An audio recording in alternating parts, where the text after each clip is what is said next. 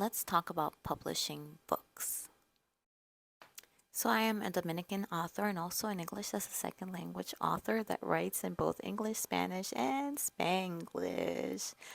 So, I write under two pen names, J.E. Ortega when I'm writing for adults, and Joanny Ortega when I'm writing for children.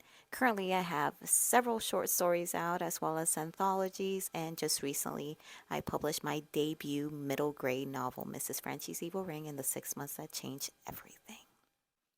So recently, I saw on a Facebook page in a group that I'm in a disheartening post. The post that I saw was about somebody that had their debut book cover and it had an X on it saying that it was canceled, that their release has been canceled, and that they they said, don't worry about it. It's probably not worth your time if you pre-ordered. I'm sorry you pre-ordered. And I could tell that there was a lot of hurt and a lot of pain in on that post. I think the emotions from the person that wrote that post became overwhelming, and I think that's why they wrote what they wrote. But like I said, it is very relatable. And I need to preface this by saying that I don't know the backstory from this post, but to me, it sounded sad. It sounded frustrating. That is why I want to talk about this. So this video may be a bit longer than most of my other videos. So let me explain.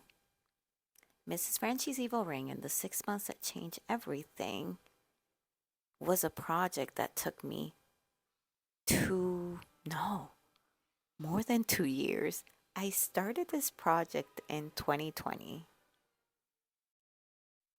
I published it in 2023. A lot of the time while drafting this book, Mrs. Franchy's Evil Ring and the 6 months that changed everything, was frustrating. That was not even the title. The title was Mrs. Franchy's Weirdness and the 6 months that changed everything. But one of the second editor, the second developmental editor that saw this manuscript, she told me that that will not go well, especially since that was a middle grade book. And just the connotation with the word weirdness and things like that, that is just not going to work well. So I took it out and then I replaced it with Evil Ring because that goes more along with the story. And that was one of the many changes that I made while this book was going through developmental edits and was going through reader feedback. And yes, it was frustrating. And yes, through those edits, every single time I got an edit, and I want to say that I am a very internally strong person, right? I want to think that.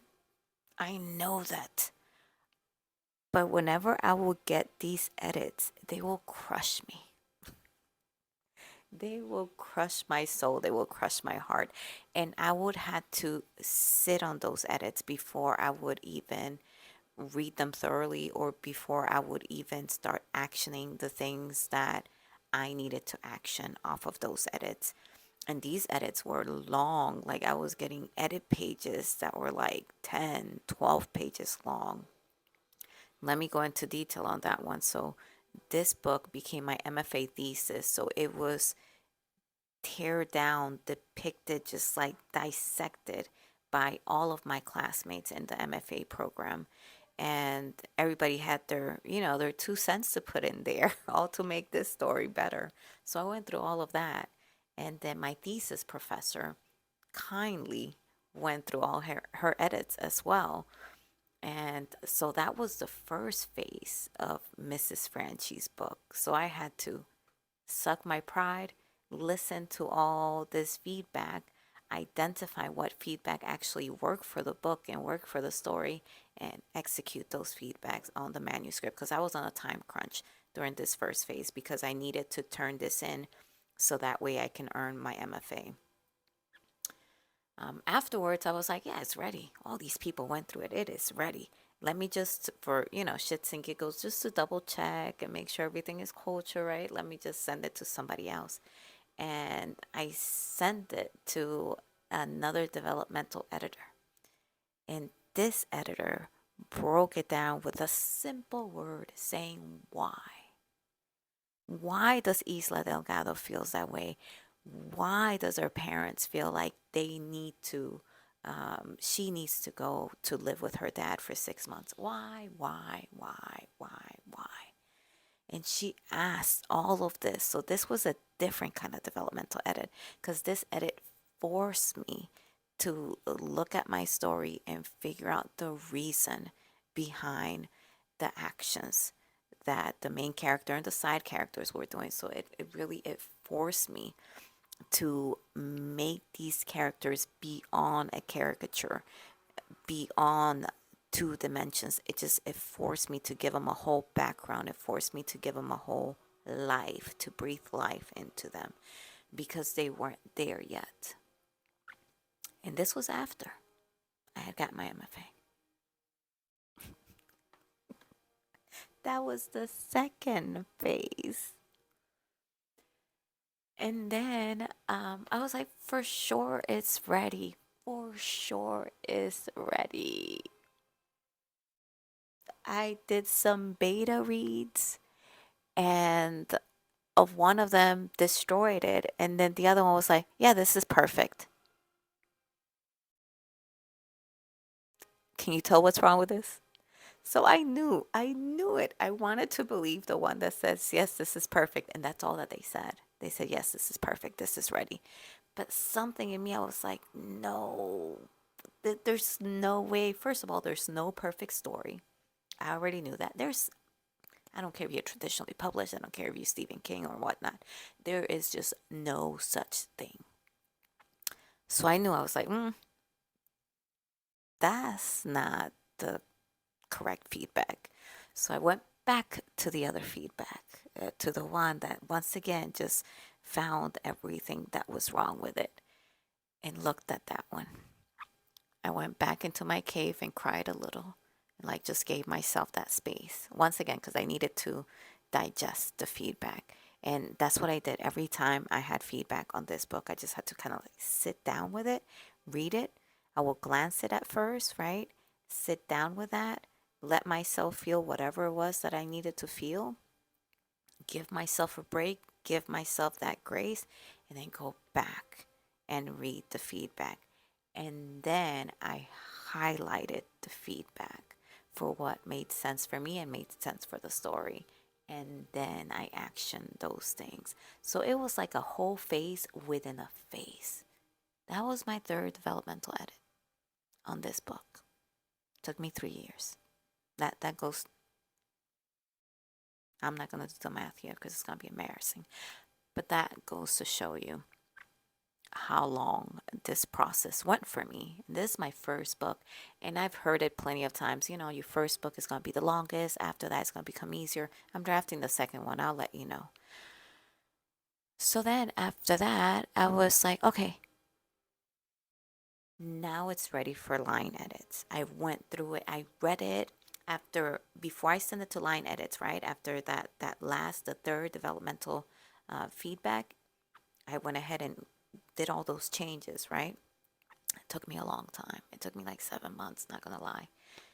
That third batch of changes, because after I did that, what I did, because I was missing just simple things and I was beating myself up about it. I'm like, why are they still catching these things in there? I thought I had finished this story.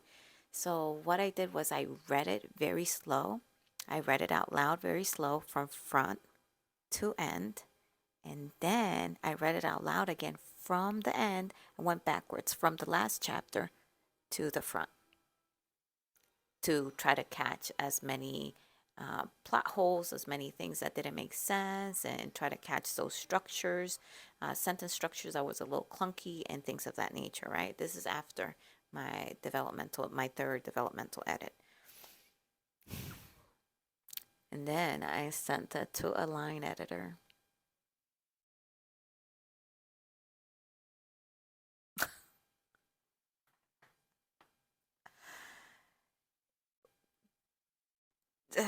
that took forever. So with the line editor, and I love her. I appreciate her feedback so much because once again, she asks questions. And I love it when people ask me questions when it comes to my manuscript and what they're seeing because to me, it makes sense, right? To me, it makes sense. It always makes sense. But to somebody else, it may not. And that may be how the reader will feel because at the end of the day, this book is for the reader. This book is not for me. So I need to tailor it to the reader. I need to write it for the reader. So I had to get myself in that mind space and understand that this is not for you, Johnny. This is for the reader. So when my line editor will come back and be like, I don't understand this. This doesn't make any sense. This metaphor here doesn't make any sense. That's not true. That's not right. I'm like, okay. I went back and changed it. When things didn't make sense for her, then I will go back and reread that slowly. And I'll be like, of course. What was I thinking? Why did I use that metaphor? That's so dumb. I'm trying not to talk to myself like that anymore because that's not kind. Don't do that. But but yeah, so I did that, right? And that was the line edit. And then I proofread it on my own. That was a mistake. That was a mistake. Because after I published it, I saw some errors, and now I'm like, this last version, I'm sending it to a proofreader so that way I can do a second version of the book that is more, I'm not going to say more better. Oh God, a writer say more better. That is cleaner. So, what I'm trying to say here is that the process of a book is frustrating. It's long. It's debilitating. It can be demoralizing at times. And I want to think that a lot of writers and creatives are probably like that, right? Are probably like me. Like we beat ourselves up over these things because these stories become our lives. They become our world. They become everything that we live and breathe by. And when it doesn't resonate with someone, it kills us inside. And we take it so hard as we go through the editing process and as we go through the birth labors of bringing a book to life, which is a massive endeavor. So please, if you're seeing this, if you're listening to this, and you're trying to write a book, you're doing just fine. It takes time. It takes a lot of people looking at it. It takes the right kind of people to look at it, not those that just want to say that everything is perfect. Because one, it's not, and two, it's not. And because you need those people that are really, I'm not going to say brutally honest, but are candid. You want to get the ones that are kind and candid. KC, kind and candid, right? When you find those people, hold on to them tight. You need them as you publish books. You need them. Because they're going to give you the real, and they're going to put it in a kind sandwich where you can dissect it a little bit better. Because I never liked that demeaning critiques. Never. Mm-mm. Don't, mm-mm. No, take it away from me. No, don't like it. But yeah, find the KC people around your life and hold on to them and show those people your manuscript so that way they can help you to make that manuscript more concise, to make that manuscript reader friendly so that way you can publish it. Okay? But don't give up. If this story was birthed in your heart and your soul and it was something that you thought was really important, most likely it is still very important. It is still a story that a reader needs to read. It is still a story that somebody is waiting to see themselves in it. So don't give up. I always say take a knee, take a rest, take a little nap, cry it out, yell it out, and come back to the page. There's a reader out there for you that needs you.